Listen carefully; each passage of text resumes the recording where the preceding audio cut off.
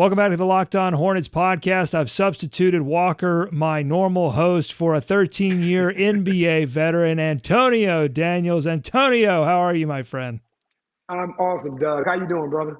I'm good. I'm glad to have you on here for some experience, for some insight, because I've called this the most important offseason in Charlotte Hornets history. And the biggest story around that offseason right now is Miles Bridges. The Hornets have extended a qualifying offer to Bridges, making him a restricted free agent. Now we wait to see if another team will offer him maybe the max, maybe an offer altogether. We have to wait and see. But before we talk about Miles, I just want to know from you, like, what's the process like for a player during free agency? Is your agent coaching you on what to say, what not to say? What's that approach like? No, people always get there's a misconception out there that the player works for the agent. It's the other way around. You know what I mean? So the player has final right of refusal. So what happens is you go into free agency, whoever your representation is, their job is to speak on your behalf and then to come back with you with the offer. Thing is, I hear throughout the course of the NBA season, oh man, this dude needs to fire his agent. Like, why? It comes down to what the player wants, no matter what. The agent doesn't make the decision. The player makes the decision. So you go in, you say, okay, this team has offered you 4 years this, 5 years this. Do you like that deal? Do you want a counter offer or you want to look elsewhere? All right, well, let's keep looking. So it comes down to you as a player. You have the final right of refusal. People get it confused because the representation actually works for the player and works on his behalf. So let's talk about the contract. The option for Miles Bridges, if he were to max out, if a Detroit or a San Antonio or some other organization were to come and offer him the max $35 million a year, that would put the Hornets well over the cap. And if they were to, take care of some of the other offseason duties that they have, might even endanger them of going into the luxury tax. Do you think Miles Bridges is a max level player from your observations on him throughout the past couple of seasons? So here's the question that you ask yourself, Doug. Here's how I look at this. Whether or not you think he's a max level player or not, honestly, sounds crazy, but I think it's irrelevant. Because what happens is when you are a small market, there are a few things that you have to do. It just comes along with being a small market. One, you have to hit on the draft. So when you have the opportunity to draft, you have to draft well. That's first. Second, you have to overpay for free agency. You have to. Because you're not the Lakers, you're not the Knicks, you're not Brooklyn, you're not Miami, you're not a free agent hotbed in a bigger market that teams are just strolling to because of the situation, because of the city, and so on and so forth. No, if you're Charlotte, there are a couple of things that you're going to have to do. One of those things that you may have to do is to overpay for Miles Bridges. It's different because now, basically what you're saying, if you're not willing to overpay for Miles Bridges, what happens is you have drafted him, you have developed him, and now you're going to let him walk. That doesn't sit well with me. That wouldn't sit well with me. I can understand the thought process from both sides, and saying, oh, you know what, man, that's a lot of money to give a guy like that. But on the flip side, you also have to take into consideration the fit alongside LaMelo Ball and PJ Washington and some of those other guys. It was a perfect fit. He was a perfect fit. The chemistry with those guys. His skill set is exactly what LaMelo Ball needs. He needs a runner, a jumper, and a guy who can knock down open shots. So there are other things to take into consideration outside of the fact of just is he worth that amount of money, in my opinion. Yeah, and he has a strong relationship with LaMelo Ball on the court and off the court. How much do you think that plays a role in things in terms of free agency, in terms of movement, in terms of players deciding, well, I'd rather just stay here. Grass might be greener on the other side, but I might want to stay here. I mean, how much is that a factor in today's environment? Well, I'm a firm believer there's nothing more important in life than relationships, whether vertical or horizontal. There's nothing more important. And especially when you have a relationship, a good relationship with the face of the franchise. That helps. That helps a lot. I feel like one of the things that could be working against Miles Bridges, and it's not his fault, is Gordon Hayward. And the fact that you gave him that money and then what you have reaped from giving him that money. So now you're telling yourself in the back of your mind, possibly, do I want to make that same mistake again?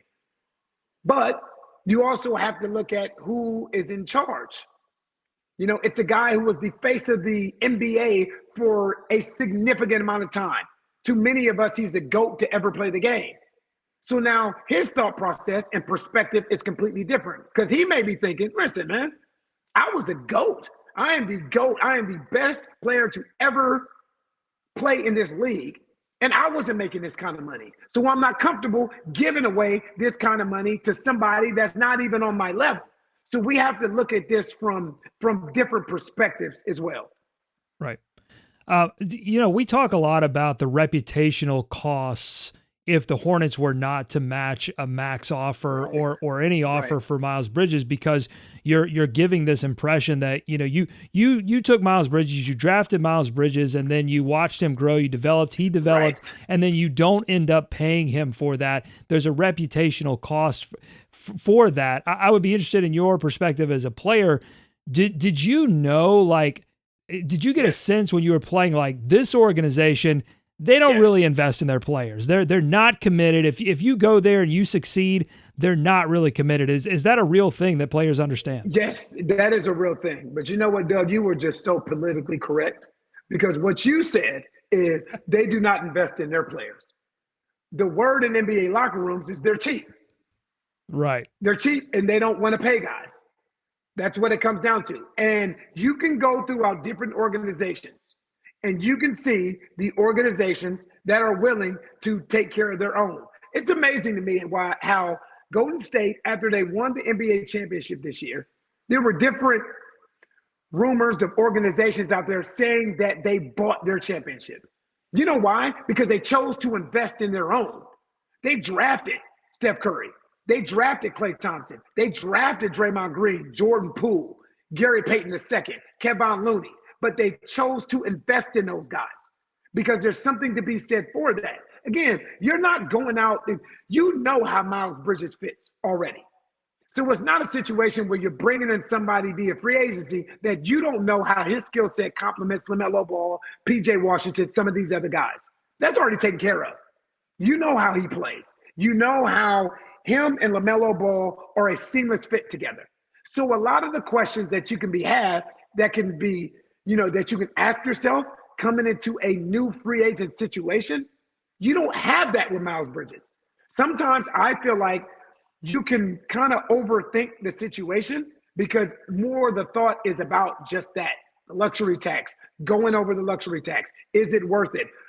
Are we going over to be championship relevant? So on and so forth. And sometimes you just have to keep the guy that you drafted, the guy that you developed, and give LaMelo Ball, these young stars, an opportunity to grow together. You got to pay good to play good is basically what you're saying there, Antonio. I get it. Amen. Hey, last question. The Hornets have a new coach. It's kind of an old coach, but now he's the new coach again. He's got a whole new roster. He's got LaMelo Ball, a budding superstar, somebody that plays with a lot of pizzazz, gets up and down the floor fast, takes chances, takes risks. If you had one piece of advice that you could give to Steve Clifford in terms of him coming in and ingratiating himself with LaMelo Ball, finding that relationship, what would it be? Find out how to speak his language. There's nothing more important. I'm going to be honest, Doug. There's nothing more important in today's NBA. It's not what you know anymore. It's how your ability to communicate. Now, it's your ability to relate to your players. I can't emphasize that enough. You see different situations throughout this league where a coach speaks the language of his players and it elevates the entire locker room. You look at a situation like Ime Udoka in Boston. You look at Monty Williams in Phoenix. Obviously you can talk about, they added Chris Paul. Yep, but also remember they were 8-0 in the bubble. So it started prior to Chris Paul going there. Look at Willie Green in New Orleans and the job that just The ability to communicate. Steve Kerr in Golden State. I feel like that is the most important thing. You can have all the defensive schemes, offensive and defensive game plans. If you can't relate to your players and speak their language in today's NBA, this is a different generation of athlete. It's not about what you can script. It's not about what you can draw up. It's about your ability to communicate to these players in today's NBA, in today's generation. That is the most important thing, in my opinion.